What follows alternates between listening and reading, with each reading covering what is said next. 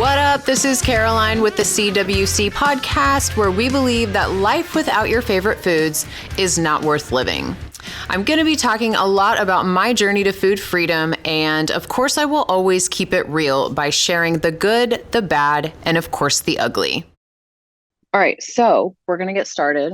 Welcome back to the CWC podcast. Today is Elvis Day. I'm filming with Sally. I got my Elvis shirt on. We have Elvis right there. Today's all about Elvis. And we are talking mainly about this book, Sally's book, Destined to Die Young, which I just finished and loved it so much. So I'm going to do a little bit of an intro for Sally before she joins, and then we'll get started. Okay. So first of all, Sally wrote this book to kind of dispel all of the talk and rumors of how Elvis passed. Of course, after he passed, everybody came up with their own narrative as to why, and a lot of them are pretty gross. Everybody just speculated that he basically overdosed and used all these drugs. But what most fail to understand is that he needed a lot of the things he was taking just to like function. And I mean that like literally just basically function. Okay, so Sally is here, but her book is dispelling all of that. And she is kind of the first person that has gone back and looked at like facts and genetics, and like he essentially like was born with this gene from his mom's mom and dad. And we'll get into that. But that is what contributed. Like he was basically, the name of her book, Destined to Die Young, he would have probably passed at a young age anyway, due to the genetic makeup that he was born with. So we're going to get into that. So that is her intro. All right. Hi, Sally. Hello. You can hear me, right? I can. How are you? I'm good. How are you? Good. Oh, it's good to see you. Yes, it's good to see you. I wore my Elvis shirt, and then I have my Elvis cardboard cutout behind me. I wore mine too, but it doesn't show up. So that's okay. That's okay. So how are you? I'm good. I'm flying to Memphis this evening, so I'm kind of nervous about just everything that has to be done before you can leave. You know how it goes. Yeah, getting everything right. So what are you going to Memphis for? They are doing the Christmas lighting tomorrow night, where they turn the lights on at Graceland outside. So everybody gathers and they play music and they flip the switch. And how it's kind of fun. I'm excited for you. Yeah, I'm actually it's the first trip. Go ahead. Go ahead. I was just going to say it's the first trip in a long time that I am not going to work, or that was the plan. I do have a business meeting on Saturday, unfortunately or fortunately, but I was going just to have fun, because I always am going to sign books if it's Elvis week or his birthday or whatever's going on. So and work, stays low key. Absolutely. Well, I can't wait. I'm going to go to Graceland for the first time in the spring. We're waiting until it, next year to do it, but I cannot wait. I'm so excited. Awesome. Yeah. Good. So first number time, one, you haven't done before. I know. And there's of course like 100 different things I have like a Google Drive going of like, okay, I want to go to Sun Records. I want to go to Tupelo. I want to go all of those main places and see everything. So I'm like, how many days am I going to need to like see what I really want to see? Right. And it's all like some stuff you just drive by, but other stuff, like make sure you do Lauderdale Court. Okay. Yes. You can go and tour the apartment now. And I just did that. I'm so glad, like just because of COVID, and then also because Memphis is Memphis. And during all my research, I was always traveling alone. So you can't, as a girl, you can't just go anywhere in downtown Memphis by yourself. So I was really glad that I hadn't done Lauderdale Courts before, because I just did it in August. And for as long as I've been doing this, it's still nice to have those new experiences and to stand at the kitchen sink where Gladys did the dishes and struggled to feed that family was like an unbelievable feeling. Yeah. And the sinks are original. So the bathroom sink, that's where Elvis would have washed his face and got ready for school. And it's kind of amazing. Yeah. I'm definitely writing that down right now, because I didn't have that on my list. Man, I'm for sure going to do that. Yeah, We'll have to for talk sure. before you go, and especially if you're going to go to Tupelo, because I'm really good friends with the guys at the hardware store there, which is an amazing place.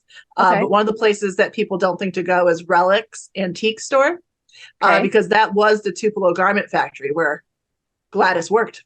And now it's a 2-story antique store, same wood floors, same windows. And it's amazing. Every time I'm there, like, it's amazing the difference 100 years makes. Yeah. Because 100 years ago, women were working so hard, 12-hour days for very little money. And now we go and we leisurely walk around, same building, same space. So it blows your mind. Interesting. I cannot wait. I will definitely do that too. Cool. So I loved your book. My friend actually posted that she had bought it, and I was like, hold up, I've never heard of this one. And she's like, well, it just came out. And I was like, I need it. So I immediately went and bought it and read it in the span of a couple weeks. And I feel like it does justice to a lot of the rumors that have now come out about how he passed or whatever. And a lot of things that are being said about drugs or prescription medication. And it was interesting to go back in the way that you like set up the story. The beginning was so powerful. I had no idea how much they struggled. And furthermore, I had no idea how much his grandparents and great grandparents struggled and just grew up so poverty stricken. And, it was just like, that was his one thing was he consistently said, I want to be able to provide for my mom and dad. I don't want them to struggle. And so people say things about Elvis, his temper and, he wasn't a great lover. And I'm like, but at the heart of it, I feel like if you really know enough about him, he was such a great person. And I think a lot of it was because of his background and how he grew up. And, and I've honestly never heard anyone go into depth about any of the stuff that you did regarding his lineage and his genetics that he was literally born into. And I say that with my clients all the time, like, you can't fight genetics. If you were born with something, there's nothing you can do about it, unfortunately. And I feel like that was the case with him. And so I just loved it so much. And I have so many questions for you. So I guess I'll just start with question number 1. So I want to know, like, how old were you when you became an Elvis fan? Like, what age? Well, I think it was probably around 8. Definitely by age 10, I can mark that, because I had a 10th anniversary of his death magazine that I would take to school with me every day. So, I can mark that moment in time. And I know I was a fan for a while before that. So I always say, it had to be about age 8. But Elvis is one of those things that he's kind of like just always there. He's such a part of our society. I think from a very young age, you're exposed to him in one way or another. Even when you don't realize it, maybe. But my earliest memory is my dad would always play records. So I always say that I'm fortunate my childhood had a soundtrack, because he'd play records, and it was a lot of Frank Sinatra. But he had the Aloha album, and Long Tall Sally was on there. So as a young kid too, that was back in the 80s when you'd go on trips and you could buy necklaces and keychains and mugs with your names on it, right? They had a whole, never Sally. Like, Sally was never on anything. And then, really? Never. It was always Sarah, never Sally. So like to see my name in a song was really cool for an 8-year-old. And that kind of struck me. And I also remember looking at him, with the jumpsuit and all that on that album and thinking, God, he looks so different. Yeah. He looks so different. Like, that even struck me, long after he had already passed. So then I discovered 50s Elvis. And again, when I remember hearing Don't Be Cruel for the first time, and I had a little purple cassette player, so you'd hit play and rewind and play and rewind. I remember that too. Yeah, and I just thought, God, that's the most incredible song I've ever heard, So it's just kind of neat to have these experiences with his music, which at that time would have been considered old news, but it was new to me, and it felt just as incredible as it must have to people listening in 1956. So yeah, absolutely. I remember playing my little cassette tapes and rewinding them. And I will say that Don't Be Cruel and Long Tall Sally are 2 of my favorite Elvis songs. So, oh my gosh, that's so amazing that you've been like a fan from such a young age. Yeah. And I remember, we would walk up to what was the dime store. Of course, nothing was a dime at that time, but my mom still called it the dime store. And I would save my money for Elvis books. I bought Elvis and Me when it first came out, Elvis and Gladys. So even as a kid, I started reading the books. From a very young age, I read nonfiction only. For whatever reason, I read a lot of old Hollywood biographies and autobiographies. Marilyn Monroe, of course, was someone I loved to read about as a kid. And the Elvis books, I just started, and that became kind of a lifelong thing. A new Elvis book came out. Wow. I read it. So I absolutely love that. And I'm the same way. I'm not into fiction. If I'm going to read a book, I want to read a nonfiction. I want to read something that is like about someone's life. And I don't know, it just interests me so much more. So what's one of your favorite books written about Elvis? It's always, I have several, but I really love the June Wienico book, because I'm reading that one next. Yeah. And of course, sometimes I attach like where I read books. So I was on one of my favorite trips we took as a family. We had an apartment, like 5 minutes from the White House in Washington, D.C., and we were there for 7 days. And every day we'd go and do a different Smithsonian museum. And every evening I'd sit and read that book, and I didn't want it to end. It was so good. So sometimes it's nice when you can connect a nice trip with a great book. Absolutely. And that book does that for me. I love the Anita Wood book. Again, I love 50s Elvis. I love all of it. Don't get me wrong. But there's something just really nostalgic, I think, about those early days and that transition, again, from such poverty and being completely unknown to being the most famous person on the planet, and so quickly. Yes. Dealing with that, dealing with that shift. I think I just find all of that really interesting. So those are two of my favorites. I love the Peter Gralnick books because they're so detailed, they're just so in depth, but it's a totally different kind of book than the personal memoir too. So yeah, I'm actually in the middle right now of Careless Love. I finished Last Train to Memphis, and so now I'm on Careless Love, and it's mind blowing. It's amazing. One of the best books I've ever read, but you're right. It's very different. The way it's like an actual biography. And I love reading the books of the women that were with him. I mean, I love Linda's book so much. Gingers, I liked Gingers. Yeah. They're like the Peter Gralnick books are this happened and then this happened and this happened, where the books where it's like, how did this feel? And what was this like when you knew Elvis? So it's a totally different thing. Well, and you get like the emotional aspect and of like what it was like to be with him. And I don't know. I think that is so powerful, especially like as a woman. Like I, of course, want to read stuff like that. I'm actually making a note right now to get Anita's book, since you gave that. Yeah, her daughter helped her write it, or her daughter wrote it, but they did it together. So how cool! I love that. So my next question is: so why is it important to you that people know the truth about what ultimately really happened to Elvis?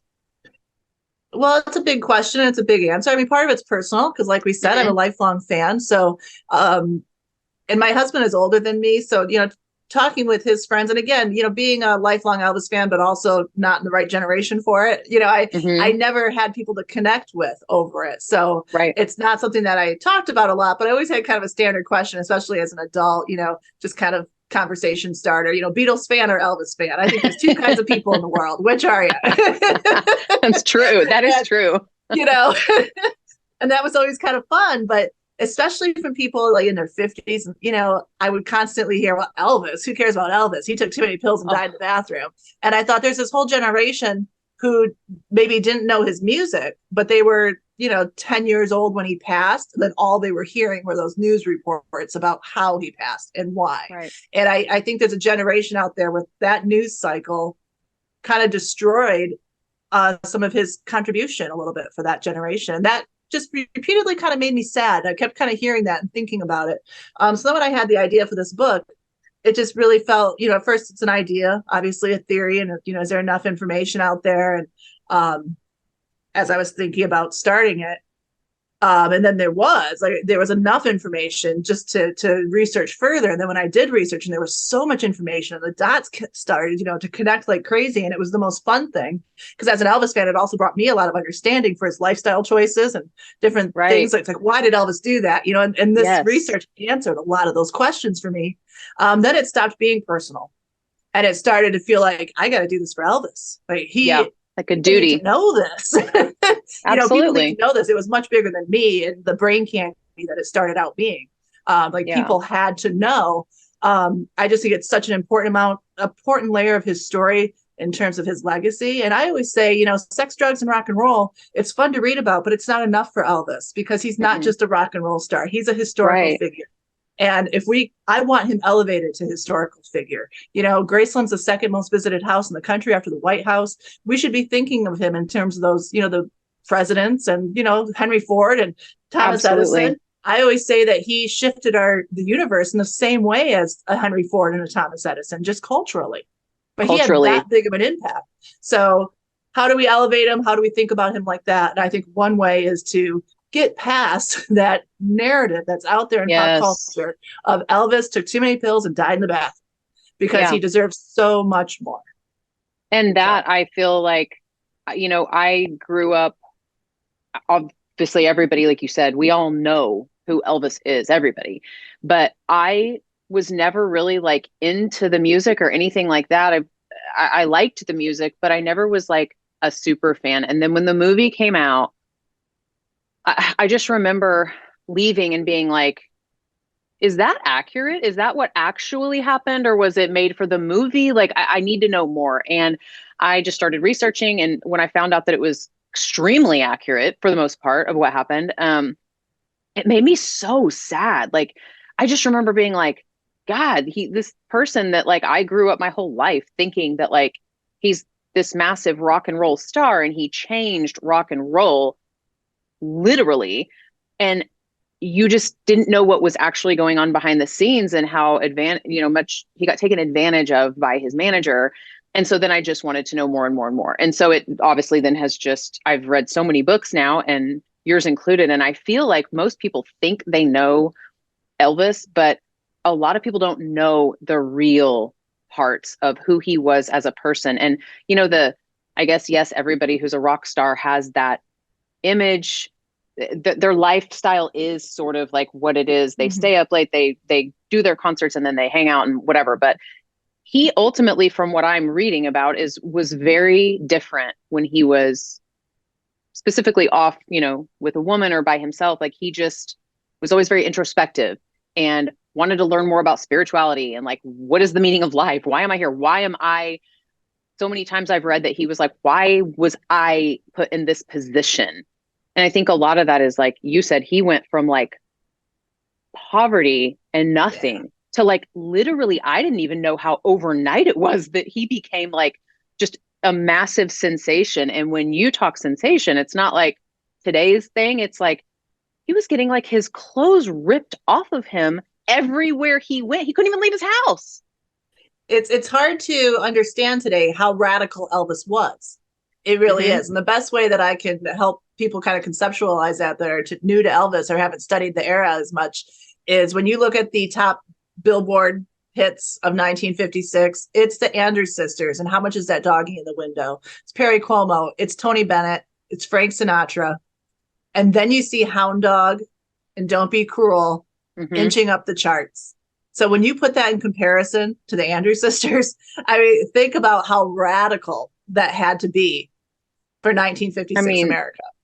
Yeah. And I feel like a lot of it was him staying true to who he was and not letting people pigeonhole him or make him do something that they wanted him to be for the public, which at the time, I mean, that was a very different time back then. And I guess I kind of understand that that's just kind of how things were, but I love that he pushed back against that and did what he wanted to do that felt right for him. And I feel like that's why he transcended and people responded. And obviously it doesn't hurt that he was like a doll and like so cute and all the women went crazy. But I mean, I think there was just something about him. Yeah. There was something really pure and raw about those early years. I mean, without question, even when he was just a sensation in the South before he crossed the Mason-Dixon and is on TV, in New York and all that, and then everything just explodes. There is something really raw and powerful about it. And it was a huge leap. It had to be a tremendous amount of pressure for him. Yeah. Like he never could have anticipated all of that. But it's true. I mean, lots of people were doing rock and roll at that time, not just Elvis. But what makes Elvis special, like you said, is that not only did he sound different and he moved different, but then he looked different, and then he was gorgeous. But then he also has the timing of the television. I mean, Elvis would not have been Elvis if we just heard him on the radio, right? Like the timing of the television, the fact that, a lot of households have televisions and they're sitting down to watch Ed Sullivan at 8 o'clock every night. That is a huge aspect of Elvis's success, without question. Yeah. And I just love how out there he was about like, well, I'm going to move and do this.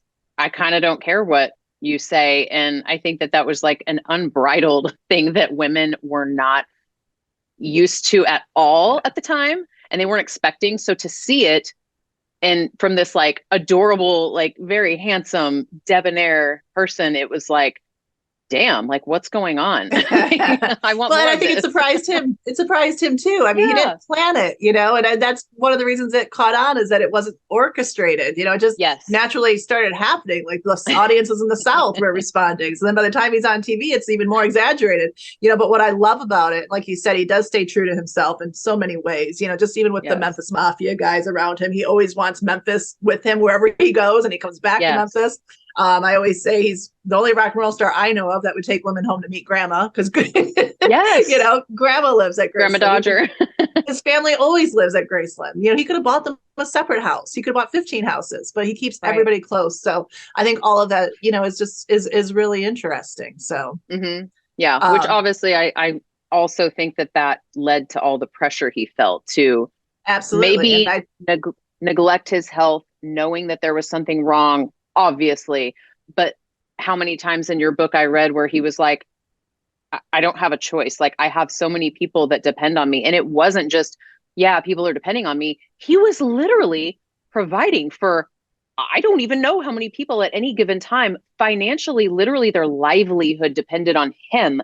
So he felt that pressure and kind of neglected his own health and well-being to provide for others. And that is just so incredible when you think about it. I don't know of anybody else who has ever really done that. I mean, and I think, two things are really important in this book. And it is an Elvis book. It's not a science book or a medical book, but there's a lot of health stuff in there. We have to understand what was happening with him. But number one, his story is always told as one of self-destruction, and it simply was not. It was a story of survival, and first through extreme poverty, and then extreme fame, and then these health issues. Some were known at the time, some were not. He had an autoimmune system problem. No one would have known what to do with that back then. Right. So that's really important. Not self-destruction, survival. And the other thing that the most profound thing that I really took away from this research in this book is that Elvis first and foremost saw himself as a provider. And his only agenda, his agenda, it was never to be the most famous person on the planet when he started out. It was to pull his family out of poverty. And there's an interview where he talks about that. Like, I thought about being an electrician or, whatever it might be. Anything that, would be a step up from where his parents were, so he could have a good life and help them have a better life, because he saw his parents never making ends meet. He lived in over a dozen places the first dozen years of his life. And I think that's why he does keep the people around him so much, because a house was never home. It was the people, because they moved so much. So when they get to Graceland, that's the place where he can have everybody, and he keeps them there. And like you said, especially in the 70s when he's touring more than ever, and he's just going all the time. And there are phone calls, especially before he was scheduled to go on that last tour, of, I don't feel good. Well, Elvis, just cancel the tour, stay home, get rest, regroup. And I can't. Too many people depend on me. He absolutely always felt that. And from, 1956 to 1977, that number only grew. It started off with his parents, and it grew astronomically to the amount of people he was taking care of, pulling out of poverty and then keeping there, Yeah. And that's, that's just so powerful, because you mentioned how a house was never really like their home because they moved so much, and it was always the people. And even just knowing that the community, even at one point, I think, came in and helped Gladys and Elvis when Vernon had to go to jail, and everybody kind of rallied and helped them literally survive. And so I think he saw a lot of that growing up, and then took that into his adulthood and was like, okay, I'm going to provide for everybody in, my Memphis Mafia. Without question. And I say that a lot, because there's all this, some people like to think of Elvis as a glutton, right? People who don't know are just like, oh, he was always gorging himself with food and jewelry and cars. And I just think the idea that he was the king of rock and roll probably adds to that connotation of glutton. But I think, yes, he was self-indulgent at times, don't get me wrong, and he liked being Elvis Presley, but he was anything but a glutton. He was so generous. And I think within the fan base, we kind of see an attitude of almost like he's superhuman, right? Because he's so generous. And so he just gives away so much stuff. But the truth is that it was a learned behavior. And he was on the receiving end of it in Tupelo so much. And not just while Brandon was in prison, but that community consistently took care of each other. You have this, you need this, I've got this, they all pulled together. And talking to the people there who grew up with Elvis on those blocks surrounding that birthplace, in that general area, was amazing to hear that. And it is just so clear that it was a learned behavior for Elvis. And then once he had enough, he thought, I have enough. I'm going to share the rest because that's exactly what you do.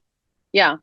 And it's interesting. The most common, I feel like, narrative of him being a glutton, I'm like, I've read like 6 books so far, and I have not even come across there's parts where they'll talk about him like asking for whatever, a pound of bacon, which not trying to like jump to his defense, but I'm like, it's not that much. It's not like it's not that, if you're really trying to get technical, like a pound of bacon is like a package. I cook a pound of bacon and my whole family eats it like in no time. And we could eat more if there was more. So, but I've not read one thing about him like ordering a bunch of peanut butter and banana sandwiches and eating them all. Like I've not read anything about that yet. So I'm like, that is so interesting that is a narrative that is so well perpetuated. I don't even know if it's really true. And even with my book, people will say, well, he had the most unhealthy diet. You can't just ignore that. Like, well, first of all, I don't ignore that. But if that's all it took, then everybody would die at 42 in Mississippi and Tennessee. And, there's much more to this than not eating the best diet, Yeah. Yeah. So. Okay. So let's see here. Tracking down key figures in Elvis's life. How was that process for you? Like finding people that knew him or were around him and knew parts of his story. Yeah. And that was a progression for me because I am a journalist. I have a journalism degree. I've always been a writer. But most of the last 15 years, I've been homeschooling my kids and helping with our business. We own a business that creates curriculum for high school. So I was always doing a lot of writing and stuff for that. But, outside of that, I was raising my kids. And this project started out just as they're getting older. I have a little time here and there. I want to do something productive with it. And I want to use my brain, It's like I was creating adult conversation. So I kind of created it within the work. And so it started out as just, well, I'll just do something. It'll be for me and I can do an ebook if it all comes together. But it just kept snowballing from there into what it became, the professional project that I invested a lot of funds and time into to create this professionally done book. But it really took, one of the times that it took that next leap was meeting Ron Strauss, and he was Elvis's pilot. Wow. And the reason I met him was I live up in northern Michigan. It's rather the middle of nowhere. It's a big place to go in the summertime, but winters are long and hard. And but Ron Strauss lived in Florida, but he would spend his summers in northern Michigan to escape the heat. So we were connected through a mutual person who knew I was kind of working on this book idea, and I went and spent a day with him. Thought it'd be a couple hours, and it was a whole day. And he was so kind and so generous. We hit it off, and he's the subject of my second book because we've become such good friends in the last 4 and 5 years. But meeting him changed the trajectory. Because again, the likelihood of meeting someone who knew Elvis in northern Michigan, I can tell you, is not rare. It's a very low percentage of likelihood if you're waiting for that to happen. So cool. But, it was so cool. And it was such a beautiful experience. I remember driving home thinking, well, if he'll talk to me, maybe other people will talk to me. Because you kind of have this idea that these people are unreachable, before you start working in it. Yes. And so I sat down and I thought, who do I want to talk to? And I wrote letters to people. Because I knew I was reaching an older demographic, first of all. Right. Most of these people are in their 70s and 80s. But also, you can't, as a journalist, just call someone and say, I'm writing a book on how Elvis died. Will you talk to me? Right. Because, they've had strange phone calls and, all how many of those do they get? Yeah. Yeah. So, and again, that's not what this book is about. And I wanted to make sure that people knew it had integrity and I could explain myself a little bit. So in a letter, I explained what I was doing, you know, and I reached out first that way and allowed people to call me, and they did. And then we'd have a nice phone conversation, and then we'd set up, you know, I'm gonna be in Tupelo this week, Memphis in this week, and I would go and again meet with so many of these people and expect it to be an hour or two, and it would be 4, 5, 6 hours later. So it was like every one of them just became the most amazing conversation. And now, you know, when we talk about me being that kid who read the books, these are the people I was reading about, and they're my friends. And like, I know I'm reasonably well, and we text and we call. That is so you know, cool. And that's the beautiful part. Yeah, of it, without absolutely. Question. And I love, you mentioned something that stuck out to me, and I think it was towards the end, but you said, I actually think it was in the very last part when you said, you know, for a long time I wanted to do this, but I kept thinking like, why me? Like, and then you were like, why not me? And I think that ultimately is like a really good life lesson to always, like you said, these people are not unreachable. If you're wanting to do something, a project, and you're telling someone's story, I don't know. I just think like nothing is really impossible. It's true. And it's such an important lesson. And people said to me afterwards, they said, you know, people talk about writing books, but they don't actually do it. Right. They actually did it. And I thought that kind of struck me funny, you know, like that's kind of true. That's true. But there were those moments of this is too big for me. And you know, I was in England in September, and I was talking to a group of people, and I told the story, you know, about I was sitting at the table with my brother one evening. I had already started this, and I'm sure lots of people thought I was kind of crazy, you know, like really another book on Elvis. But it was right at the point where medical records were coming my way, like documentation started to come my way, and it was big stuff, you know, and I had reached out to people that no one had ever talked to before. So like the daughter of Gladys's cardiologist, I can tell you that story in a minute. You know, she was a huge resource, but no one had really talked to her before. So anyways, I was getting this documentation coming my way, and I just happened to be visiting with my brother, you know, that weekend. And I said, you know, I just feel like this project is too big for me. Maybe it needs a medical professional. Maybe it needs someone who's more known. You know, I've never written a book before. Even if I'm a writer, I've never written a book. Like, it's so important. This information is so important for Elvis. It might need someone bigger than me, you know. And he said, you know, so I said, you know, I just don't know if it should be. He's like, well, why not you? If you get a medical professional, they're not going to care about Elvis. Exactly. And that was like a light bulb. Like, right? They won't care about Elvis. And that's what this is all about. Exactly it. That's what this is all about. So he said, why not you? And that just stuck with me. It really did through the whole process.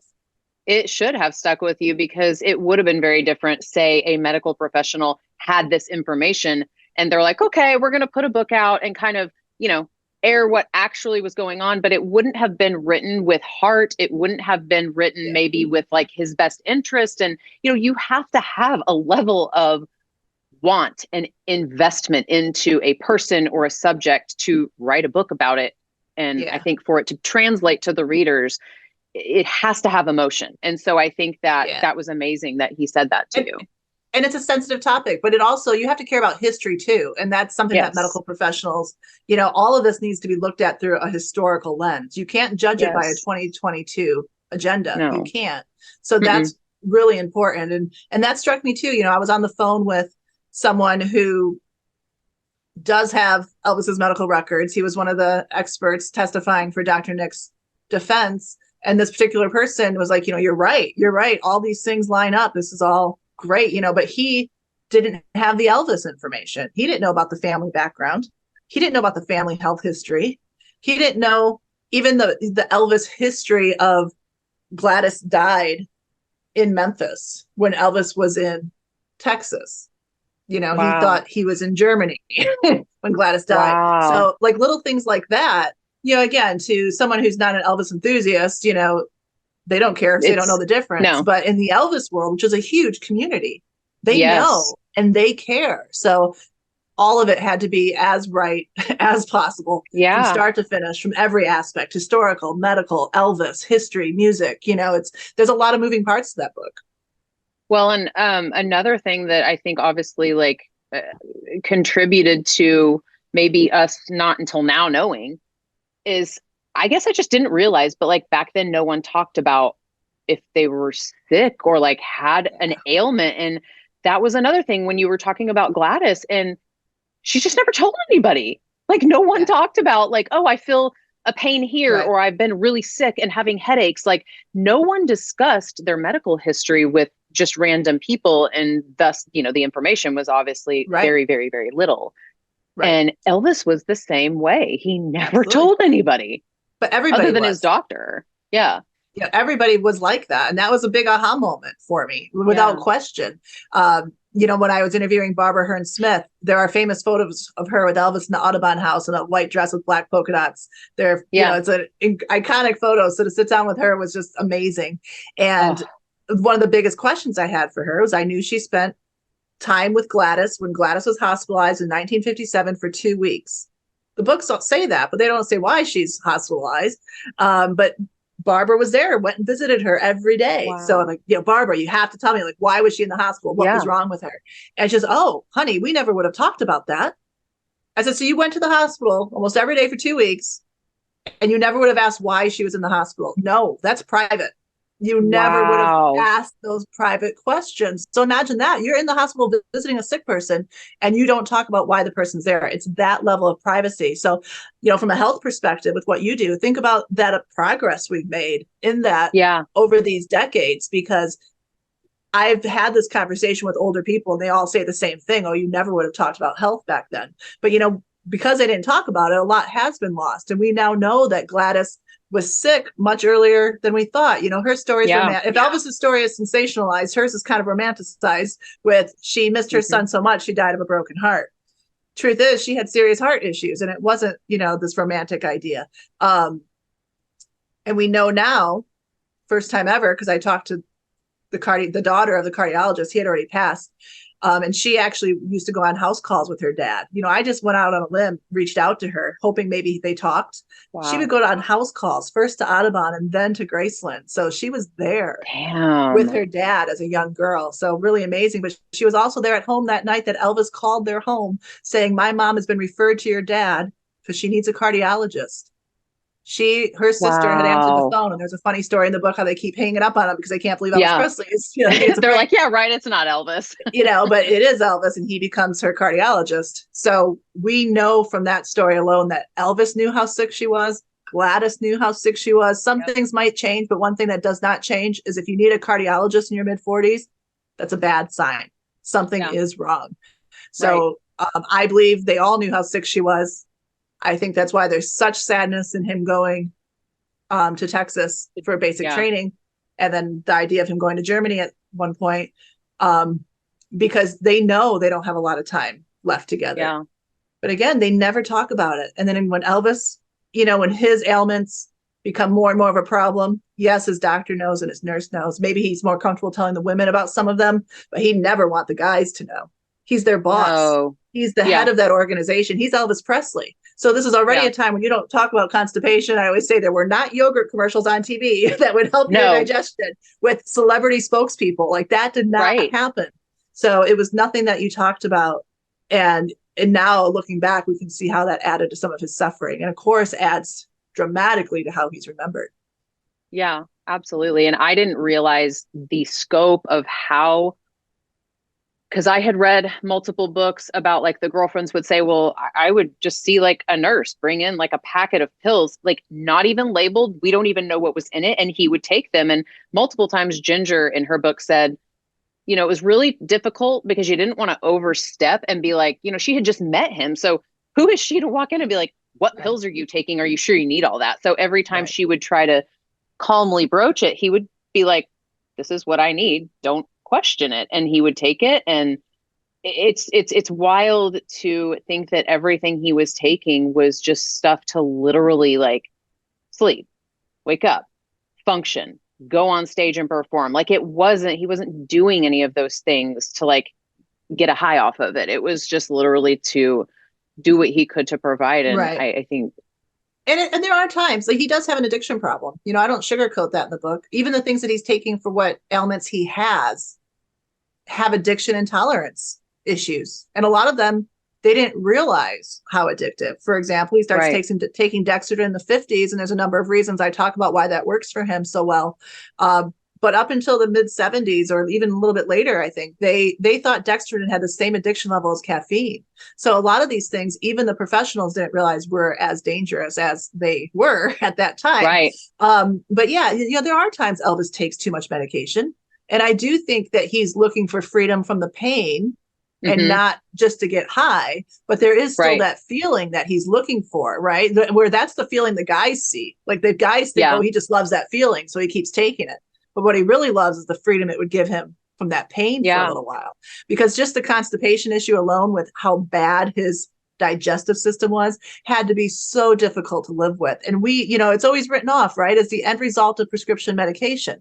But we know now from testimony that Gladys had a very difficult time dealing with him, achieving a bowel movement and all of that from the time he was a baby and a toddler. So this was a lifelong problem. There's testimony to it in high school. So obviously the kind of medication he was taking would have adverse effects on slowing down his digestive system further. It didn't help in that sense, but it didn't create this massive megacolon problem that he ended up with. And in 1971, when he does The Way It Is, and you see him in Vegas and he's so dynamic and you think he can't possibly have anything wrong with him. He writes the TCB oath that year, and in it, he writes freedom from constipation. So he gives us little, moments, testimonies where it had to be so difficult. We know what it's like to have a stomachache for a couple of days and we don't want to do anything. So imagine having to be Elvis Presley. So the medication, he does take too much at times. He has doctors giving him things he does not need. And he is trying to escape that pain. I think he is self-medicating. By the time he passes in 1977, he has disease or disorder in 9 of the 11 systems of the body. Always written off as medication. Crazy. But at least 5 of them were present prior to fame, most likely since birth. And things like glaucoma at age 35, that's not normal. For that kind of stuff to happen, there has to be genetic issues at play. And so a lot of the foundation of this book, as you know, is that his maternal grandparents were first cousins. That doubling of the gene pool, it just creates a lot of issues. And we see it in Gladys. So my initial question as a fan, even as a kid, was why does Elvis die at the same age and in the same way as his mom? She doesn't take the medication. She's not a rock and roll star. Yet they die in such similar ways. Very similar. Period of degenerative health. Why is that? That was that launching pad for all of this. So what if that maternal grandparent first cousin marriage creates those issues? So we see it in Gladys. And then with my research, 3 of her brothers, she has a brother die at 46, 48, early 50s, all heart, liver, lung related issues. So when it gets to Elvis, it stops being a coincidence. So is the medication hard on his body? Is it, does what helped start to hurt? Absolutely. But why is he taking it? And that's the journalistic question that I think has never been asked or answered. Why does he turn to the prescription medication, and why does he keep taking it? And I think knowing that he had all these things wrong with him, there is at least an element, if not the full answer, of self-medicating.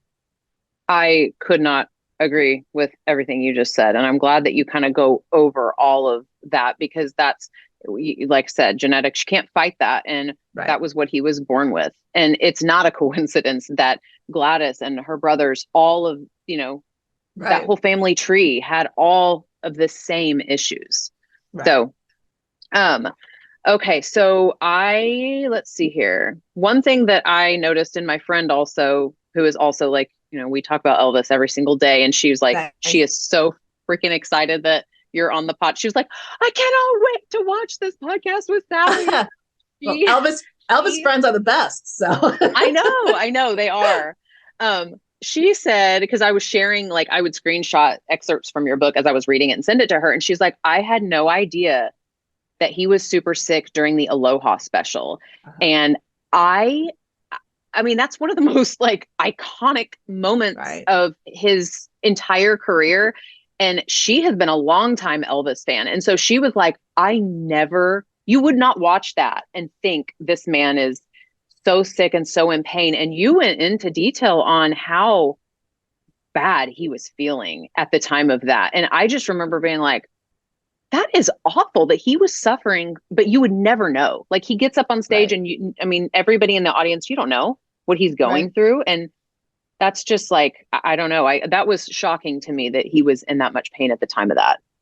It is. And it's hard to watch those things the same way after you read this book. It was hard for me to watch them the same way, or I looked at them during the research, and I'd be like, oh my gosh, like you can see it, and just how shocking that was for me the initial time I was piecing it all together. But you know how important it is to fuel your body.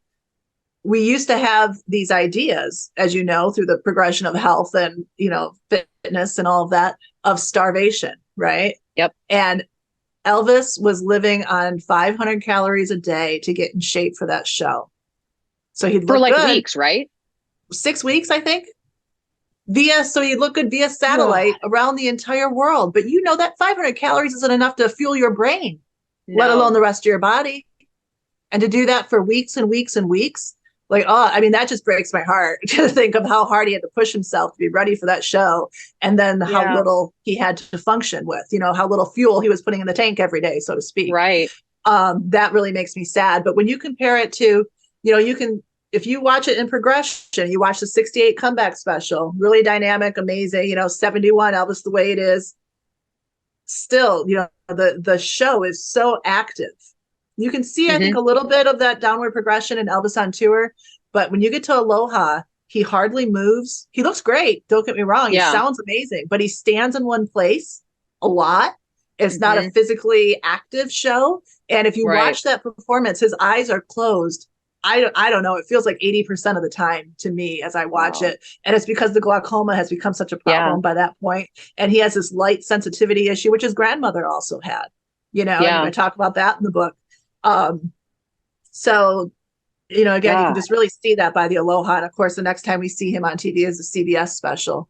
And we can see that 4-year period of degenerative health really from start to finish within that time frame. It was so fast. Yeah. Like that deterioration.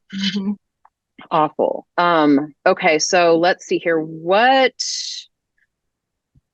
is one thing that you learned about Elvis during the writing process that stuck with you the most? I think it really has to be that he was a provider, like we talked about. That not only drives him in the beginning, but that it doesn't go away. So we can see the thread of it, throughout. So, because as a lifelong fan, it helps me understand so much, kind of like the movies. Why, Elvis? Why do you make these movies for so long? Why did you stand up and say, no, I'm not going to make another bad movie? Yes. It's like, well, he's providing for all these people. Number one, he needs the money. And number two, how does a kid who grew up so tragically dirt poor say no to $1 million for doing anything? Right? Like, so it's every decade, every decision. It just, to me, that thread of provider is throughout his life. So why doesn't he stop?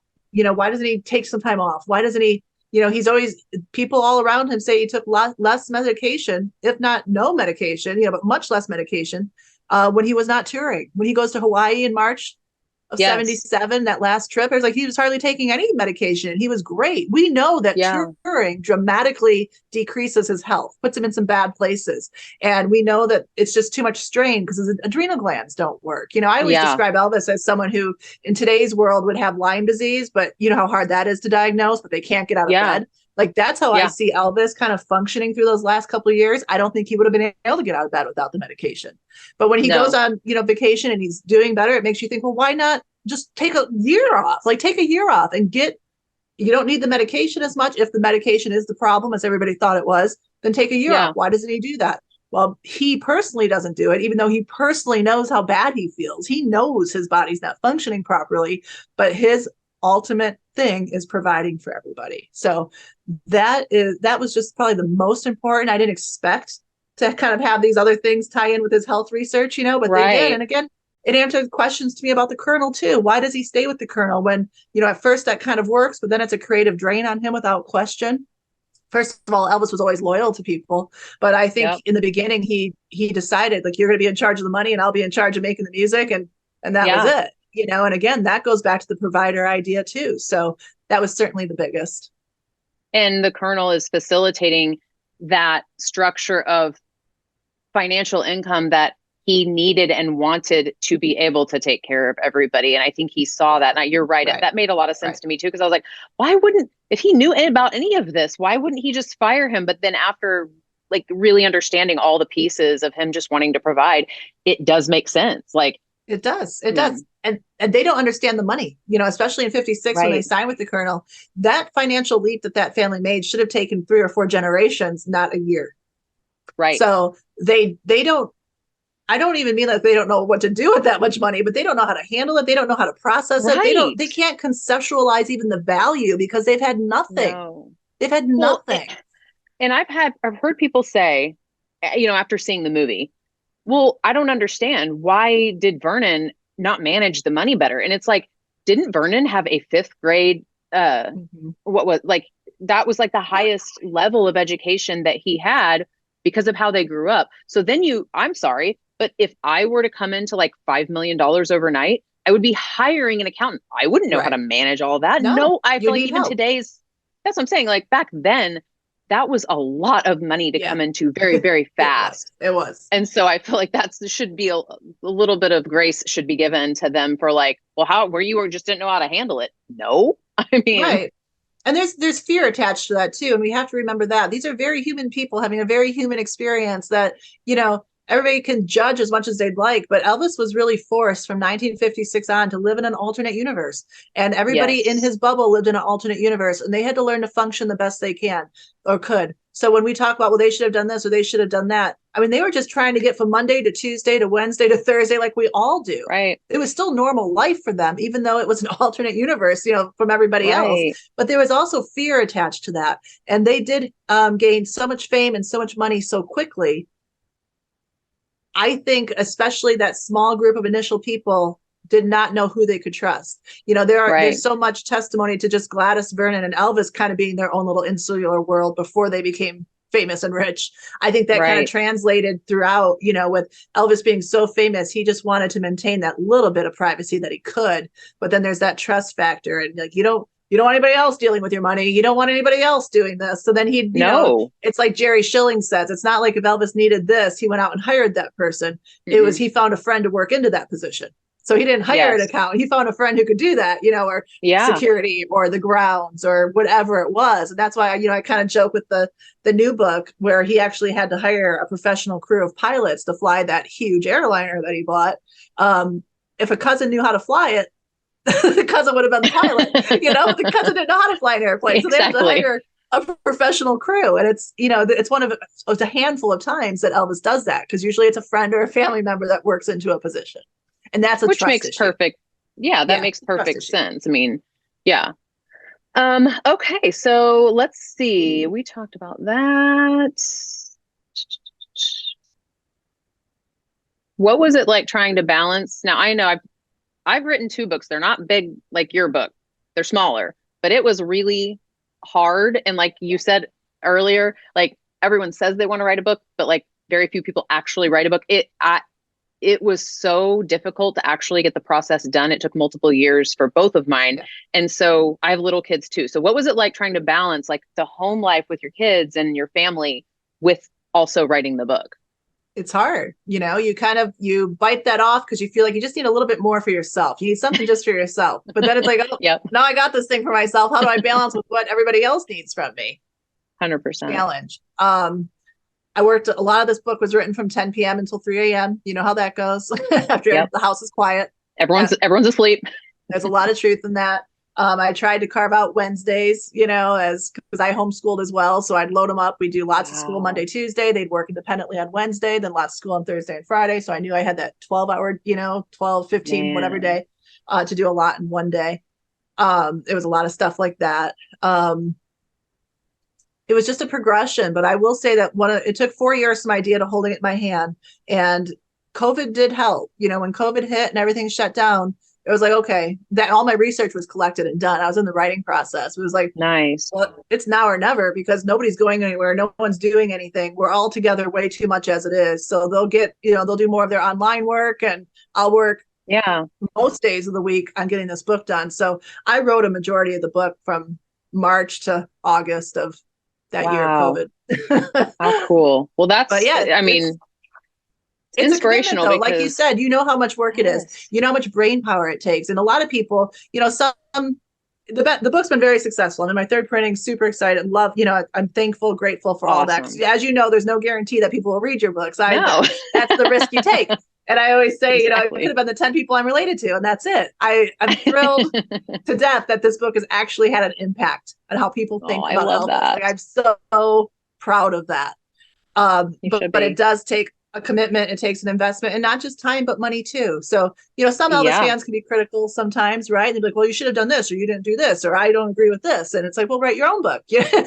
But people don't know what it takes to write a book. Like you said, it's hard, and it's an investment of thousands and tens of thousands of dollars too, to do it right and have professional layout, design, and editing, and, you know, all of that. So, well, and then you have like the advertising and the promotion of the book. It's not just writing a book. Like, that's what I think is what people do realize if they ever try to start writing a book, is it's so daunting. Like, writing it is the fun part, I think, and it's cathartic and fun. And then when you finish, you're like, oh God, like, I self-published mine and it was exhausting. I remember being like, this is really, really hard, like, to get it into print. And now I have to like promote and talk about it. And it's a lot of work. I'm a one-stop shop too. I self-published. And then I have a marketing background. So I've done most of the marketing and stuff too. And then I got to, you know, as you got to be the face and the mouth, you know, the voice of it all. So I always say, no one told me that being successful was going to be more work than the actual work. Right. But no one told me that being successful. I say that all the time. Yes. Like, I always say the running the business part is like what is so exhausting, because it's not like the creativity aspect of doing what I love, but the business part is nice because it affords me like the life I want to live and the hours I get to choose my hours. But a lot of stuff does come with that. So absolutely. I just am so happy that you wrote this book. I think that Elvis would be so glad that this was out there. I feel like it's telling such a really crucial part of his story that has yet to be told. And it's going to clear a lot of stuff up. And I don't know. I just feel like he's looking down and loving the fact that you've done this, and that it's connecting so many more people. And like you said, the Elvis fan group or whatever, like it's a really amazing group of people. It is. I've, you know, as a kid who didn't have anyone to connect with in my age group about Elvis, I now have the best friends I've ever had, because you're connecting over your common interests first, and then the friendship grows. Where usually you have to meet people through work or whatever, and you got to figure out what you have in common. You start with something in common in the Elvis world. And that's a beautiful thing, and it's been really lovely. But the goal, you know, the number one goal of my books is to create positive conversation about Elvis, and I've been so lucky to have. I've done a ton of interviews, you know, and love talking to you outside of the Elvis world, because that's where the conversation has to take place, because Elvis really is a part of every American's life, for sure. He is pure Americana, you know? So we need to think about him correctly and fairly. And so to have these positive conversations in mainstream media and news outlets, again, where we can explain away some of the negative connotation that's always attached to him. I'm really proud of that. And that's the agenda of every Elvis book I've written, and every one that I will write going forward, because I'll definitely probably write a couple more.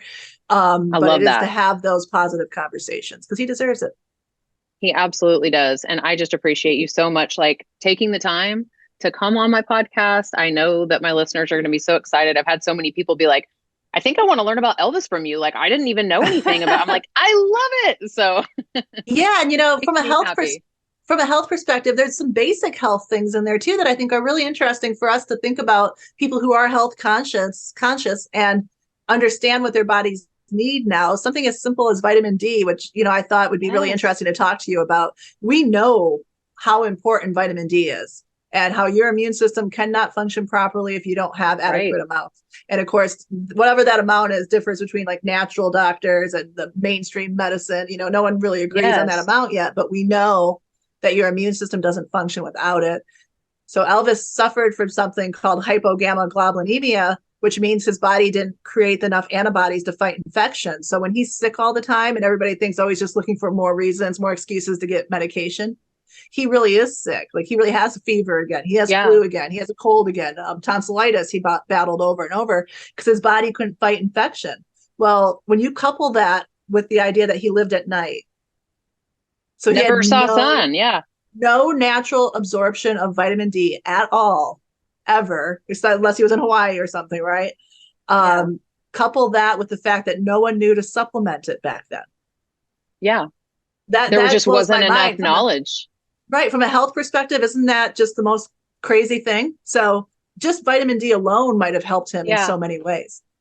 Well, and I think it was interesting to note that when he went to Hawaii for 2 weeks, they noticed how quickly the rest and obviously the sun was contributing to him feeling remarkably better in such a short period of time. And then he would go back to touring and everything. But you're right, like living that Las Vegas style and being up, in the middle of the night, he's not getting any vitamin D. Right.